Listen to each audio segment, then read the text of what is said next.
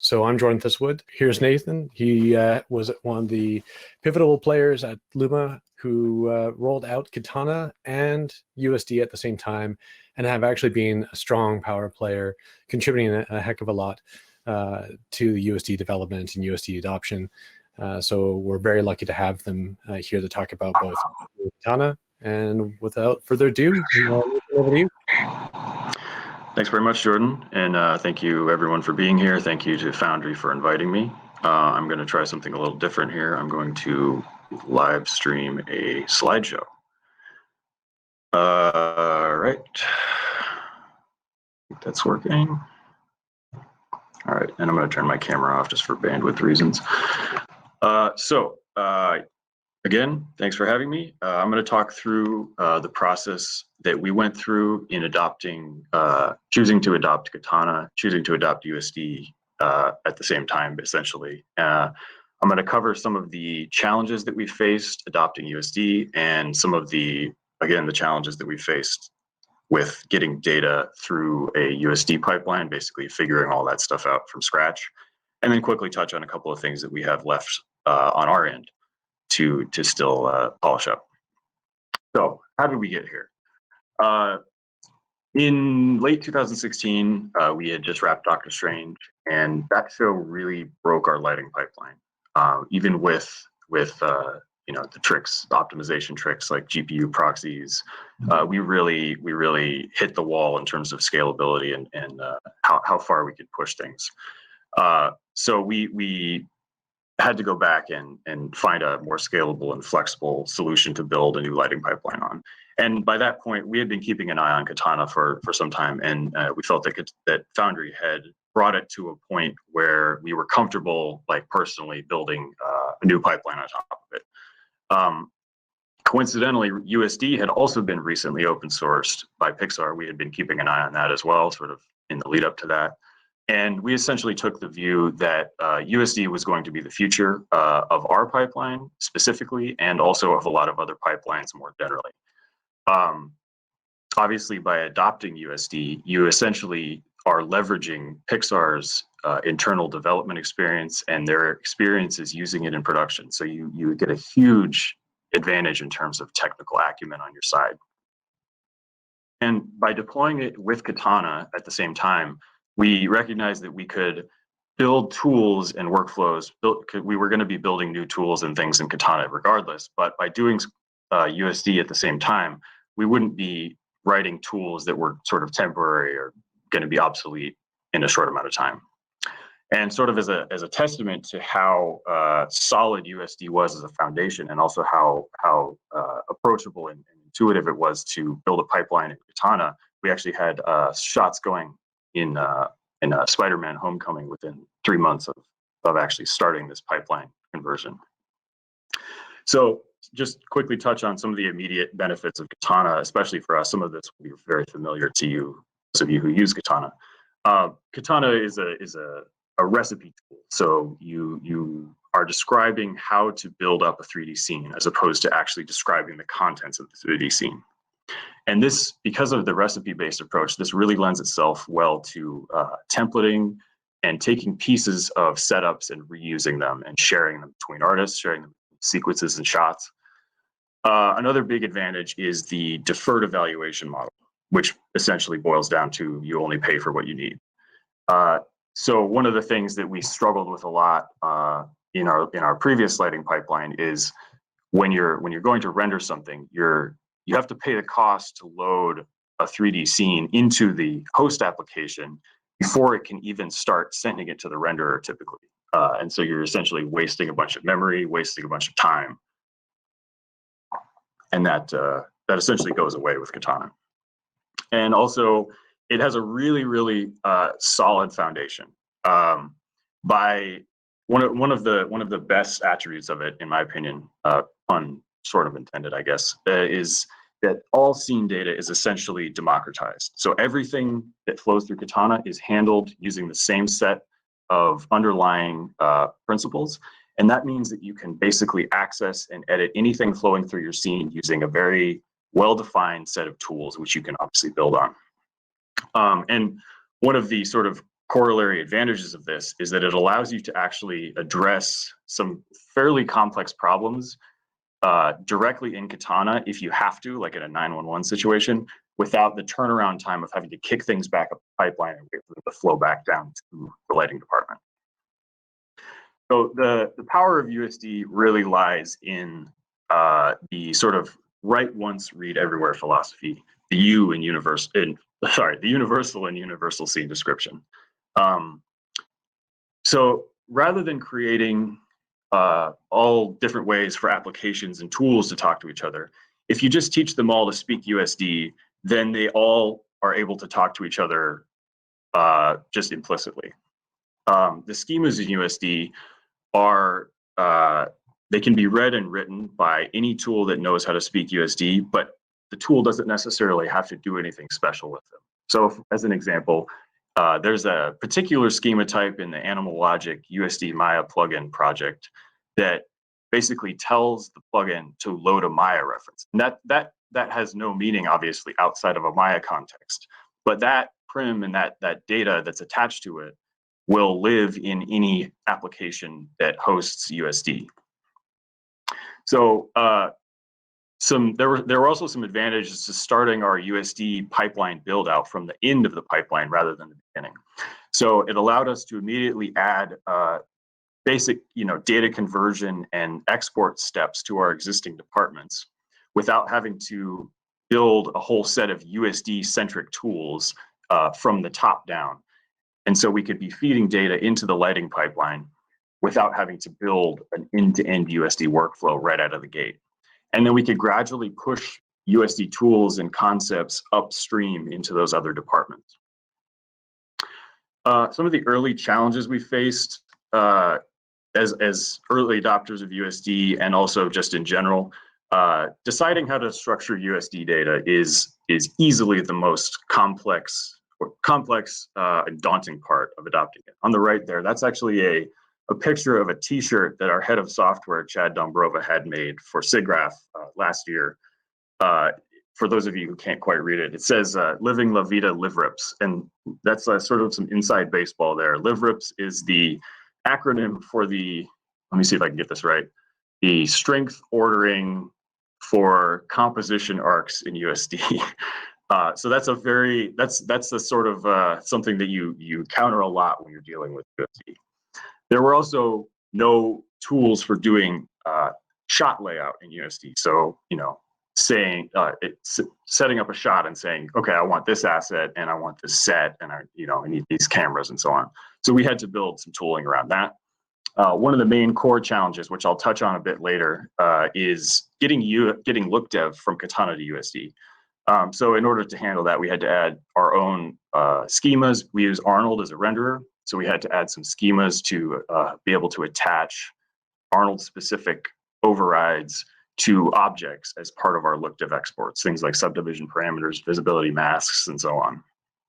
We also had to come up with a way to get shading AOVs out of Katana into USD and then back into Katana in a way that allowed them to be seamlessly handed off to Arnold. And again, I'll touch on this a bit later. The work that we did on Arnold and USD, we eventually open sourced that as the project called USD Arnold, which was then subsequently sort of used as the baseline for the Autodesk Arnold USD project. It's hard to not get confused there. But and then we also had to do some basic work on K2A, which is the Katana to Arnold translation plugin. So basically the plugin that feeds Katana scene graph data into Arnold. So we had to add support for basic things like understanding different polygon winding orders coming in from USD and adding support for the USD point instancer schema, which is essentially like a scattering prim. Before Katana had a notion of an instance array location type or anything like that. So building on top of the foundation of Katana in terms of a pipeline, generally speaking, there are a number of different ways to skin any cat, so to speak. There's many ways to solve a problem. So depending on how much you want to automate something, how much control you want to leave in the artist's hands or take away, you can kind of be operating at many different levels in terms of functionality. One of the core things for us is really about executing multiple shots in a sequence together, and being able to really leverage that templating and that shared scene description functionality. So in terms of tooling, there's a lot of automation of bringing in a bunch of USD stages from different shots in a sequence, and setting up some global graph state variables to allow the artist to switch between them. And then this also includes things like having a UI tool that knows how to deal with a matrix of shots and layers in those shots, which is it's a like here it's a 2D spreadsheet problem essentially. At the extreme end, we actually at one point had one show where an artist was lighting over 100 shots from a single Katana scene, which from a management standpoint, I don't think the artist would recommend, but it does speak to the power of Katana and the scalability. And then there's also just a lot of work that goes into streamlining the artist's workflows and streamlining how efficiently they can get things done. So being able to publish templates in light rigs and have those be brought in intuitively when people are setting up new scenes. AOV management is a big one. So giving artists tools to prune or isolate specific AOVs, either shader AOVs or global lighting AOVs within their scene. There's some scattering tools that we've written. Most of these are now actually handled in other applications using like in Houdini or something like that, but there's still some tools in Katana for, say, light scattering. And then, excuse me. And then, we had to add in color management support, OpenColor.io integration in both in terms of integrating it with our pipeline OpenColor.io setups, and then also pushing that config through to Arnold at render time. So now I'm gonna touch on some specific case studies of data flow from USD through Katana to Arnold and how we had to address some of them.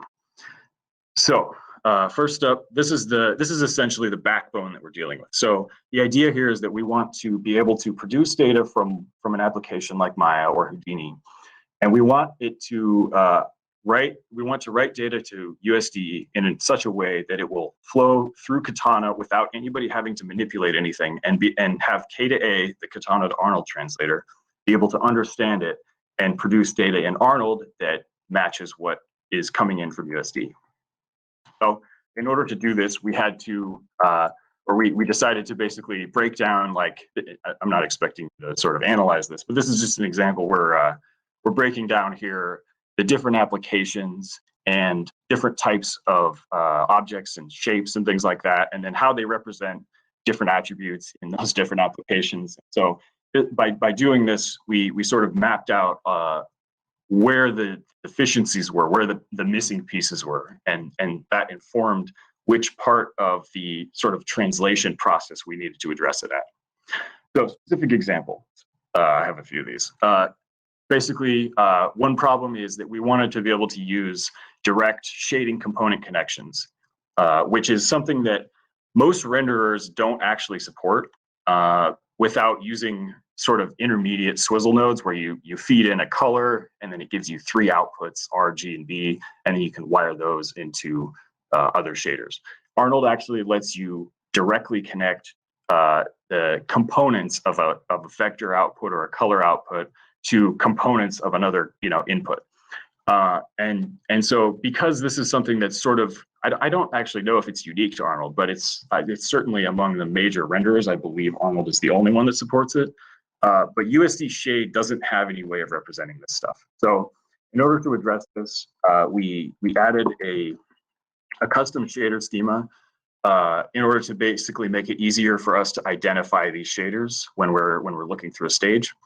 And we had to invent a naming scheme for describing these component outputs, the out.g, out.b, in USD parlance. And then we added a plugin to USD Katana, which is the sort of the core USD library and plugins that originally were from Pixar, now maintained by the Foundry. And so we added a plugin that basically would find materials that had these component connections in them, and then rebuild the Katana attributes in the material attribute so that those component connections came in properly. We also had to plumb some awareness of the Arnold-specific schemas into USD Katana itself, which we're hoping to basically move away from at some point. Longer term, we're planning to try moving away from the custom schema types for this. It seems like it's doable, but in terms of component connections, there's no silver bullet here. We've done some looking at Material X and things like that. We're not totally sure if that's the direction we're going to go. So for now, this sort of post-processing approach is probably going to have to stick around in some form. Another use case, shading AOVs. We want to be able to have look dev artists define asset-specific AOVs as part of their shading networks, and we want to export those with the asset, and then we want to have those AOVs come in and populate in a shot when the asset is added to a shot layout. So as part of this, we need to be able to package those AOVs with the asset look dev when it's exported. But because the assets are potentially being used in many shots, we can't push the shading AOVs into the shot itself when we export the look dev because there's out of order problems there. The asset is probably being worked on well before all of the shots have been created. So there's also a sort of a big problem, which is that USD didn't have any concept of AOVs. This has been more recently added as part of the USD render schema module, but at the time we were sort of on new ground there. In Katana, you have to define a output channel and a render specific channel information on the root location. And so we needed to basically be able to efficiently aggregate all of the AOVs from a scene because the assets could be mounted somewhere down in the hierarchy in the scene. And then be able to build those channel definitions on the root. So the way we approach this, we added a custom schema to encapsulate an AOV description. It's essentially just the name, the data type, parameters for the driver and the filter. And these AOV prims were exported along with the look dev, and they were nested in the assets hierarchy. So kind of alongside the shader definitions. Then we added another USD Katana plugin that would traverse the incoming stage in Katana one time and locate all of these AOV prims, which is actually pretty efficient and fast operation. Excuse me. And then it would essentially aggregate all of these AOV prims and convert them into channel definitions in Katana. And because we read in our shot USD stages at the root location, we're able to populate those attributes in the right place. The longer term approach right now is basically the idea is going to be the same. We'll probably switch to the core USD schemas at some point. Okay, so a little more technical, hair. So generally we want to avoid, in terms of moving into a USD centric workflow, we want to avoid software specific tools. So we want to avoid, in particular, software specific hair procedurals. Usually the reason you render hair using procedurals is because it lets you do things like render time upresing, interpolating your simulated curve so you get more density from the hair. The upshot of this, the advantages of this are that you can simulate things faster because you don't necessarily have to have a full res groom, and you will use less disk space when you actually cache the hair sims out. Also, render procedurals really break the universal nature of USD. So by that I mean that they're really only meaningful to small, like one essentially consumer at the very, very end of the data flow pipeline. Even if you have a procedural, even if you have software that's renderer agnostic, quote unquote, you still have to have separate procedural descriptions for each renderer that you're feeding. Also, because we groom and simulate hair in Houdini, if we wanted to attempt to render a procedural approach, we would need to essentially implement this using Houdini engine for Arnold, or we would need to write a custom curve interpolator, sort of a general purpose curve interpolator for Arnold, which is, both of those are certainly doable. But again, we're breaking from the USD centric approach there. So the idea here is that if we can basically deliver the full res groom simulated in USD, then Katana will just be able to feed it to any renderer. And it will also, as a bonus, we'll be able to display it in any Hydra context. So the initial solution is not a solution. We currently just export full resolution curves prims out of Houdini. This has been fine for us for small numbers of characters. So it's, we're not immediately pressed by this. Longer term solution is we want to leverage what are called dynamic payloads in USD. So a payload is like a box of data, and you attach it to a prim, and then you can open a USD stage, but that box stays closed. And then only when you're actually ready to fully populate your scene, you open that box and all of the data from it is populated in the stage. The way a dynamic payload works is it essentially lets you set up parameters on a prim that has a payload on it. And then when the payload is open, when that box is opened, the plugin that's responsible for opening the box and feeding the data back to USD is able to look at those parameters. And then so you can potentially change the behavior of that plugin depending on how you parameterize that prim. So one really interesting idea from this is, what if we could take Houdini engine and use it as the box opener? So we can set up a prim that represents a Houdini engine node, and then set up metadata that actually drives the Houdini engine cook and produces data directly into USD.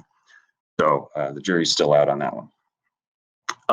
Another use case, volumetrics. So basically, how do we handle them? Most renderers treat volumetrics a lot like procedurals, in that the input data, which is typically OpenVDB these days, is effectively a black box. It's not really meaningful to any application, and I'm obviously excluding Houdini here because Houdini is editing VDB data. But in terms of applications which are simply consuming it or passing it along, VDB doesn't really mean much. There's also a sort of an issue, which is that there's no standard convention for how to describe a volume location in Katana. So K2A and PRMan use volume location type, but they have different attributes on that location type. So that part is non-standard. And then 3D Light just uses something completely different.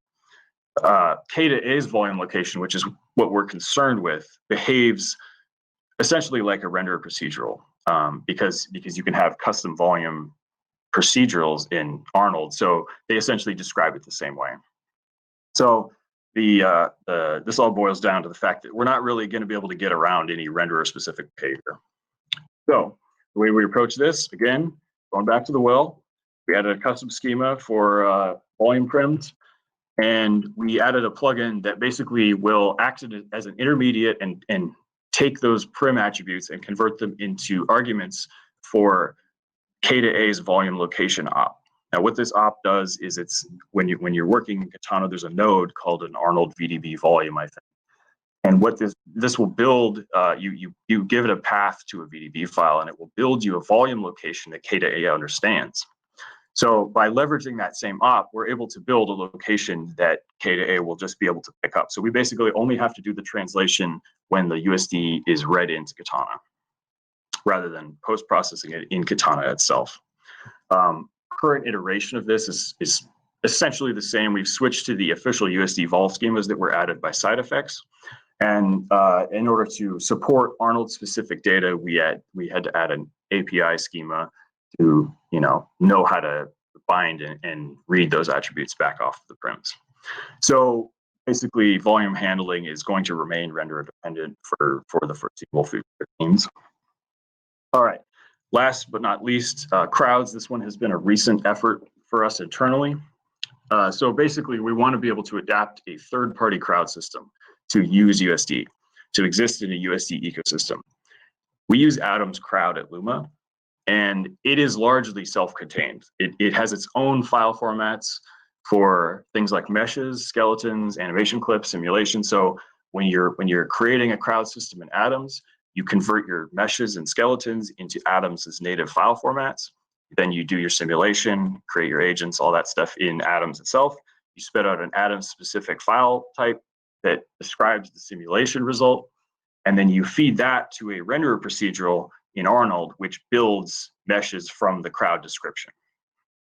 But we want to sort of flip this on its head a little bit. We want to basically be able to feed our USD assets into Atoms crowd, and produce USD Scale agents directly.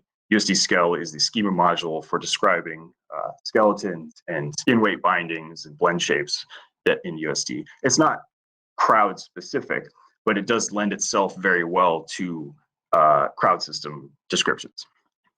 So essentially, we want to be able to leverage our asset pipeline so that we can do normal look dev on crowd agents. And we also want to take advantage of the fact that by using USD Scale, we get crowd systems visible in any Hydra context like USD View or Katana. So basically, what this means is that the crowd system can't be the origin of like brand new data. We don't want the crowd system to be spitting out brand new assets. So the way we address this is by adding USD plugins for Atoms Crowd. So these will translate USD meshes, USD Scale skeletons, and their skin weight bindings and such into Atoms' internal constructs. And this lets us feed our normal asset exports directly into Atoms. And then the other side of the pipeline. So once we've fed the data into Atoms, we've created agents in Atoms, and the simulation happens normally. And then at export time, we use a customized Atoms exporter that will sort of track which assets are used in the crowd system, and it will then create references to those. So you imagine a crowd system, you feed in a man, like a generic man, and then you create 50 copies of him, and they're all running away from something. Some of them get hit by a car, whatever it is. Excuse me. And then at export time, we say, oh, okay, this is the generic man asset. And so the exporter will create 50 references to that asset that came from upstream. And then the asset also includes a skeleton definition. And so we overlay the skeleton animation from Atoms that Atoms has simulated for us on top of each of those references. So each one gets a unique set of animation, but the underlying data is all shared. And then it also will build a USD variant set for an agent type that allows you to switch between all the different customizations that we've described for the different shirt color, different pants color. This one's wearing a backpack, this one has a gun, so on. So what this means is that a lighter in Katana actually will have the ability to change the configuration of any of the agents after the simulation has been done. So if they're in a review or something, and they're like, oh, there's two guys who look exactly the same right next to each other, falling into this hole or whatever, we're able to, they would be able to then change one of those to, guy with a backpack on instead. So the last piece of the puzzle was USD Katana does not have any way of actually doing anything special with the USD Scale binding data. So we had to add something that would basically apply point deformations based on the scale animation after the fact. So this happens as a post process essentially. So Pixar USDN reads in a normal mesh, and it will read in an agent essentially in bind pose, and then we come along and we calculate the point-based deformation for the mesh, and then we just kind of move the points around after the fact. So this way we don't lose any custom attribute data or anything like that that's attached to that asset. We have a few remaining pieces that we need to address.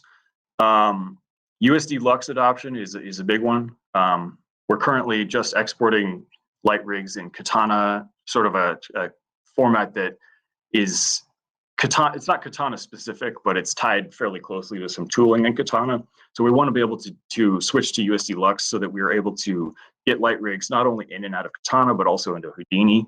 Part of this is we need to be able to describe and support Arnold specific lights, shaders, and filters and other schemas, and also attribute overrides for lights. And then we also are planning to roll out a general purpose USD preview surface workflow as part of our look dev pipeline. This is currently prototyped as part of the crowd pipeline so that we can have texture previews in Hydra contexts for review, so that people can tell what clothes different agents are wearing and that kind of thing without having to actually do a render. So this basically involves auto-generating preview textures from the look dev and authoring preview shaders at export time. And then there's always more work that can be done on the workflows for artists, Katana workflows, making things easier for them. So yeah, continuing to refine the artist experience. Again, thank you to Foundry for having me, and thank you all for coming.